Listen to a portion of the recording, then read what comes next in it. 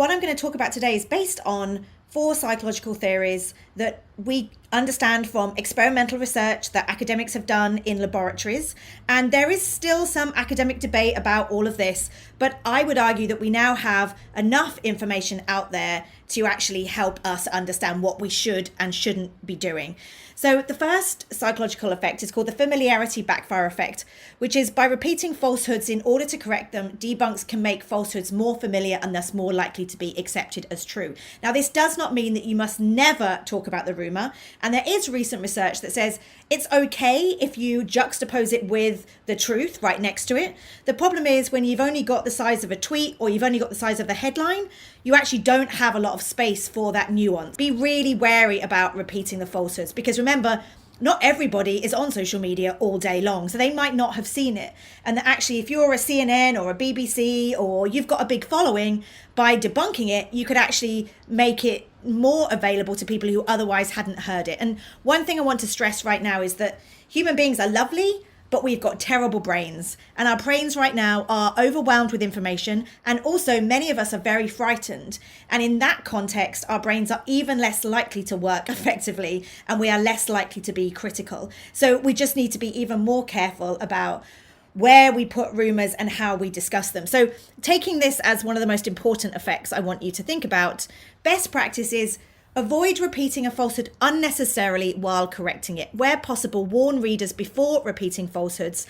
And rather than say, here's the myth, here's the myth, here's the myth, can you just frame it in a way that tells people what they need to know? And that isn't always easy, but that's really what we should be doing right now. Because here's an example of very easy to do. It's a fact sheet. We see these all the time, like 5 myths about coronavirus. But when you list all the myths separately, our brains are really bad at making sense of facts versus myths in a situation like this. Here's Medical News Today doing exactly the same thing. And if I'm scrolling down a page and the highlighted text is the text that's wrong, that's just really difficult for our brains to make sense of. So number 3, children cannot catch COVID-19. Well, the text shows us that that's more nuanced. But actually, if that's all I see and my eyes are drawn to it, it can be a real challenge. Let's think about Twitter, Facebook, and Instagram for a second.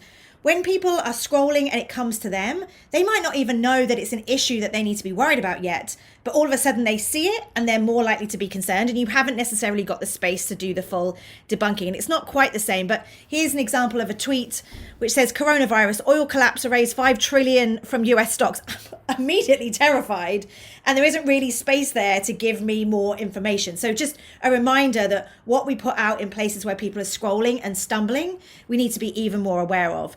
But when it comes to places like Google, Bing, or YouTube, which are obviously search engines, often people are going to specifically search for quality information about a rumor that they have heard. And in those contexts, it's actually not terrible to repeat the rumor in the headline because people are actively searching, and we want there to be quality information available to them when they do these searches. Because if they search and there's nothing there but conspiracies and misinformation, then we're in trouble. But I think it's really important to make that distinction. So here's an example on YouTube about, the rumor, does coronavirus travel on a package? And the second example down, KHOU, can you get the coronavirus from packages from China? They have specifically added that rumor to the headline, 4,000 views. This is from a month ago. But you can see what I'm trying to say here is that sometimes actually creating explainer content to help fill these information vacuums, in that context, it's, you might decide that it's actually worth adding the rumor into the headline because you're hoping you'll get people to click and then to watch your explainer or to read your full article. The second psychological theory is the overkill backfire effect. The easier information is to process, the more likely it is to be accepted. Less detail can be more effective. Where possible, try and make your content easy to process by keeping it simple, short, and easy to read. Use graphics to illustrate your points. And we've already seen some really powerful graphics when it comes to COVID. And so the most famous one, I think, is this flattening the curve, which showed that the reason that we all need to stay indoors is because if there is a very quick spike, it will put unnecessary pressure on hospitals and we won't be able to cope. And so this graphic, I think, did the most work to make people understand this, the reasons why we had to stay inside. And I think for many was an explanation of why diagrams matter. This is another one created by a journalist in the UK. took some information from the CDC and turned it into kind of a cute graphic. Like, this is much more likely to be shared by people on WhatsApp or in Facebook. You know, where possible, let's try and humanize this content. Let's try and make it less scary. Let's try and find ways to simplify all this information. This is a GIF that just appeared this morning. I saw it on my social media, which is a way of, again, trying to explain to people why social distancing matters. It's really, really simple. It's beautiful. Again, how can we do more of this rather than 800-word articles? And the WHO have actually partnered with Pinterest to create these pins. I'm really glad that there are kind of simpler ways of trying to explain this. But again, look, there's a lot of text on these pins. Wherever possible, yes, it's not that I'm saying no text, but how can we use visuals and diagrams to explain things to people right now who are scrolling and sharing very, very quickly? And we need to take complex ideas and make them more simple. So the third psychological theory is the worldview backfire effect. People process information in biased ways. When debunks threaten a person's worldview, those most fixed in their views can double down. And I think many people have struggled in the last couple of weeks to talk to their parents who are older and are like, oh, there's nothing here, be quiet, of course I can go shopping. You have to think about language that's going to work with people, because if you say to somebody you are wrong, and here's a fact-checking article that proves that you're wrong, people are actually more likely to double down on their views rather than be like, oh, thanks for sharing that fact-checking article, that's so helpful.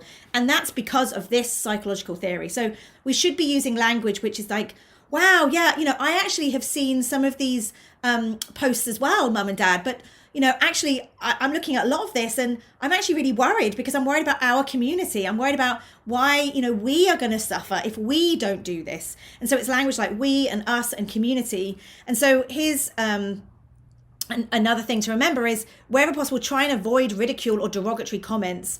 Don't say, oh, you know, you're crazy for thinking this, like, you're insane, can't you see what's happening? Like, we have to find ways to talk to one another that isn't about you're right, I'm wrong. And the way that we do that is by using language that's about connection and it's about community. And here's an example of a message. I actually received this on a closed messaging app, and I'll be honest, I forwarded it because, as you can see, somebody said from a credible source. It wasn't, it was a rumor.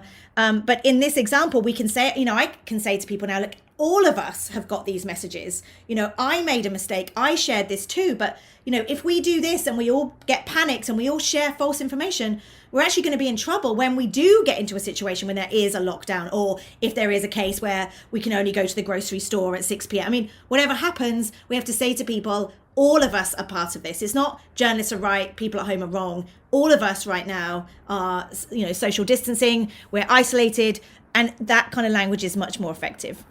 And finally, missing alternatives. Labeling something as false but not providing explanation often leaves people with questions. If a debunker doesn't answer these questions, people will continue to rely on bad information. So if you think about our brains as filing cabinets, and you have a file in your brain that's actually a rumor because somebody's told you something and you've believed it.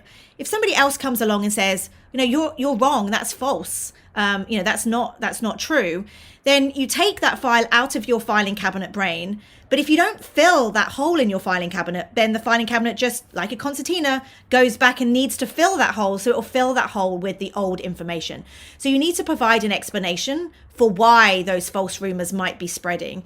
And so here, this is all about kind of answering questions. And an example might be people who are trying to sell supplements. So right now we're seeing a lot of misinformation about many different medications, different supplements, different fruits and vegetables that people are saying this is going to cure coronavirus. Well, some of this is just people trying to help. They don't mean any harm. But some people are pushing this because they want to make money right now. And so by explaining to somebody, well, actually, people are trying to sell this supplement, that's why they're telling you it's a cure, that gives people a reason to be like, oh, okay, I understand now. And I've got something to replace that hole in my brain because you provided me with that explanation. Be precise with language. Are you talking about tests or cases? Are you talking about how many people have died or how many people have survived? Right now, there's a lot of confusion. And if we're not careful with the language that we use, then people more generally are going to kind of turn away. And I would argue in the last 3 weeks, there was a lot of discussion about how young people were not at risk, but you should stay at home to make sure that older members of the public are safe. Well, now new numbers seem to be suggesting that there are people under 50 who are getting coronavirus and ending up in hospital. And I've definitely seen conversations amongst younger people saying, well, I don't trust the news media now. They told me I was fine, and now I find out I'm not. So we also need to let people know that these things are changing all the time. So just to finish up, number one, focus on facts where possible. Secondly, make your content easy to process by keeping it simple, short, and easy to read. Avoid ridicule or derogatory comments. Answer any questions that a debunk might arise. And that's often about who is spreading this and why might they be spreading misinformation. But I'm just going to say this, it's not easy to write headlines that fill all of these best practices, but we're sharing them with you so that you can hopefully, where possible, make changes so that you can really focus on the facts.